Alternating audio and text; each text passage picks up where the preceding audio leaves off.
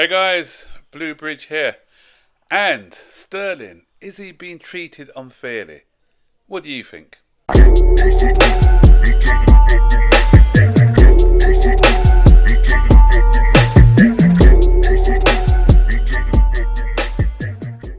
So, tomorrow, big game against Manchester United. Manchester United not doing so well, but you know what happens. Charity FC are here. If we want to get somebody back into form, then yes, Chelsea around the corner. You got them to bring you back into form. You know, everyone's saying that we should beat Manchester United, but listen, whenever we play against Manchester United, no matter what form they're in, at Old Trafford, we don't win. We haven't won there since 2013. That's alarming. Bearing in mind how poor Manchester United are or have been over this period, and yet we still haven't managed to win at Old Trafford. So a lot of our fan base saying they expect to win. Then I'm off a different opinion, because I don't think it's going to be easy for us. And the other thing is why I think, although Manchester United are not in any form whatsoever, I think they're slight favourites. And the reason I think they're slight favourites is because they've had a whole week in which to train. They're well rested. We've just come off a grueling match against Bayern Munich, where we were chasing shadows for a lot of that game. Just came back Thursday, a couple of days to train, and then we've got a match Saturday evening. So I don't think we should be named as favourites. And we're running João Pedro into the ground. In a press conference today, Enzo Maresca is, from what I'm hearing or reading between the lines, I don't think he's going to be playing Marc Guéhi yet, because he said that he's obviously going to be playing games this year, but he's still got a lot to learn. He still needs to do some things and that he's not doing at the moment. And once he gains his full trust, then he'll be playing him. That's what I read from what Maresca was saying. So don't expect to see him anytime soon. We'll probably have to experiment with Pedro up front. Well, not Pedro. I keep mixing up. I made a mistake the other day in my match review. I keep calling Pedro, and I have to remember this now, because Pedro Neto. I keep calling Pedro, and I forgot we've got a João Pedro in there now. So sometimes you hear me getting it mixed up, guys. So when I said Pedro had a bad game the other day, I didn't mean Pedro. Then I went on to say Pedro was decent, and people may have thought a bit confused, but I meant Pedro Neto didn't have a great game. So I hope that clears it up. But anyway, so that, and because I said I think our midfield are going to be a bit tired. Enzo doesn't like. He did a poor rotation the other day, actually, but it all depends on who our starting 11 is, and I think the first goal is going to be really important in this game as well, because if we score it, then Manchester United, they're fragile, low in confidence. If they get that first goal, then my hope for the game is Garnacho scoring a last-minute winner to shut up the Manchester United fans, because they've already been on this case. They're sort of every match he plays for us now. They are, and if he doesn't play well, the timeline is just blows up. So if he can score that goal just to shut them up, that'd be great. But anyway, my headline at the beginning, my intro was all about Raheem Sterling, so I want to concentrate on Raheem Sterling and dedicate the rest of this video to this story, because this is what dominated the press conference, and this was on the back of what the PFA said yesterday, where they're intervening and asking Chelsea what they're doing about Raheem Sterling, not only Raheem Sterling but Axel Disasi, because they've been excluded from the first team training ground. Not from the training ground. They train differently, so they're not there at the same time as the first team players, and they have to train in the evening. So poor old Sterling is training at 8 o'clock in the evening with nobody else. Can't him and Disasi just join up together? And so they both, they got a bit of a companionship there. I don't know, but anyway, the PFA have intervened. I'm not sure why they haven't intervened like in the clubs like Manchester United and others, because as Enzo Maresca rightly said, this isn't just a Chelsea issue. This happens throughout Europe and throughout the world actually. If a player is not in your plans, then they don't train with you. And it's just another thing where the press has got something to knock us about.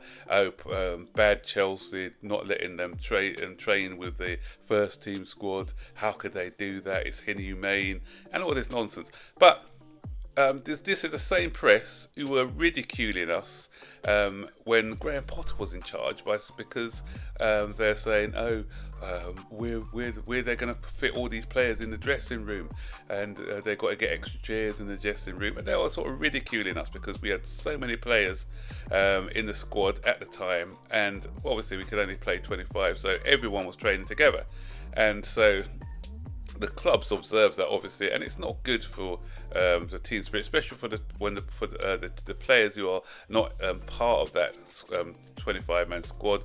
Then it could set a bad atmosphere within the group, and because they're not there, they could be just trying to disrupt things.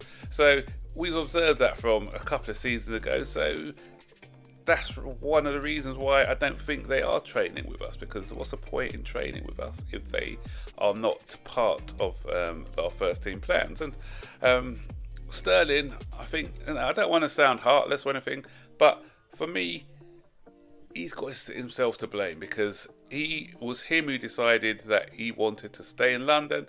I think if reports are to be believed, Fulham and West Ham made inquiries about him, but I think the reason it didn't go anywhere is because Sterling's on $325,000 a week, and obviously these clubs can't afford to pay him that amount, and so that's why he decided to stay. So he's made a decision. Well, his decision is, he's got two decisions: take the money, take a pay cut, play football and do what you enjoy, or just take your wages and don't be part of the club, don't be part of the setup, train alone. And he chose the latter. Yeah, so it wasn't as if he didn't know what he was getting into. Obviously, the club made it plain, look, if you do stay, you won't be training with us. So he had that decision. It was him who made that decision. It wasn't the club. He made that decision, what he wanted to do.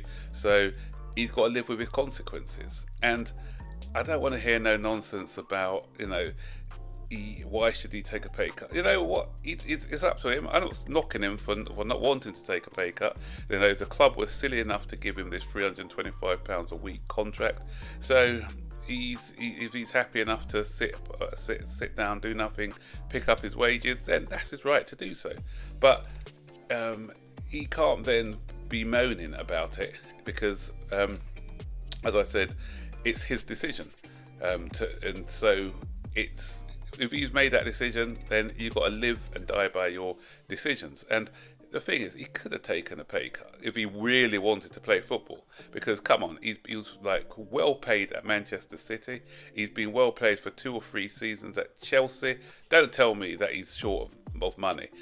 Listen, in my line of work, I'm fortunate enough to be in a job that I enjoy, but if I've heard other people who don't like their manager, or it's a bad atmosphere within their workplace, and sometimes I've known people to have taken pay cuts, and because a happy life is better than just taking the wages and being unhappy. So I've known a lot of people in a worse off position than Raheem Sterling, people who've still got mortgages to pay, mouths to feed, family to send to school. If Raheem Sterling takes taken a pay cut, he's still got a comfortable lifestyle. Don't tell me that, okay, you can't afford to buy that 4th Lamborghini or that third house, or, he can still send his children to private school and things like that. He's well off. He's set for life with all the money that he's accumulated over his career. So don't try and tell me that he's in bad need of the money, unless he's made some bad investments or whatever. But he's good. He's good when it comes to that. So it was his choice, and he decided the latter, as I said. So I don't know why the PFA are getting involved in all of this. And also the woman, I don't know who it was, he was asking the questions doing the interviewing today, but she was saying, what about his mental health? And this mental health thing, everything is just it's just nowadays, with this woke mentality, everything's it's going to affect their mental health or whatever. It's not going to affect his mental health. As I said, he's made that decision, so it's not going to affect his mental health. If he was so concerned about his mental health, he would have taken that pay cut and went. And if it was about football for him, then he would have gone and made a footballing decision. He didn't do that. As I said, Fulham were waiting, West Ham were waiting. I'm sure Crystal Palace, if the wages were favourable, I'm sure they would have taken him as well. So there are many options if he wanted to stay in London. Arsenal and Tottenham probably out of it, but there was a few clubs in London without having to drop down a division. He could have played European football at Crystal Palace. Crystal Palace had just got rid of Eze. I'm sure that if his demands weren't as high, then he could be playing his trade somewhere like Palace. So, and it's the same with Disasi. Disasi had many options on the table. He decided not to take any of those options. So again, he's made his bed. He needs to lie in it. Don't want to sound cold, but come on. This is a real world here. There's people in a lot worse positions than these two guys here. So I don't feel the need to feel sorry for them. What do you think? Am I being harsh, or do you think I've got a point? Stick your comments in the section below. And also, the Manchester United game. Are you confident, or do you think again Charity FC is going to come out? Manchester United are going to get their form back against us? Stick your comments again in the section below. Don't forget, like, subscribe, turn on all post notifications to be notified when I make a new video. Have a great weekend. Hope Chelsea don't spoil my weekend with a terrible result tomorrow. Up the Blues. Take care.